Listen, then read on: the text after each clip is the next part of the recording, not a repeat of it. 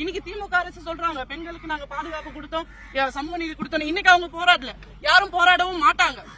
பெண்களுக்காக யாரும் போராட மாட்டாங்க.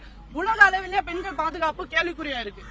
பாலியல் வன்கொடுமை, உடல் ரீதியான இச்சை, உடல் ரீதியான வன்புணர்வு மட்டும்தான் பெண்களுக்கான இங்க பாலியல் வன்கொடுமை கிடையாது. உரிமைகள் பறிக்கப்படுறது, அதிகாரங்கள் சுரண்டப்படுறது, நாங்க நினைக்கிறத எங்களால செய்ய முடியாது.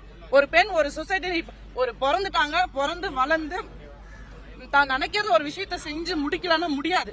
அடுப்பங்கரையிலே இருந்து செத்து போன்றதுதான் இந்த ஆட்சியாளர்களுடைய திட்டம்.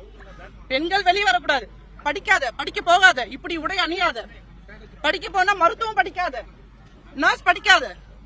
ஒரு குறிப்பிட்ட காலத்துக்கு முன்னாடி எல்லாம் சொல்லுவாங்க டீச்சர்ஸ் படிங்க பாதுகாப்பு, பேக்குக்கு போங்க பாதுகாப்புன்னு.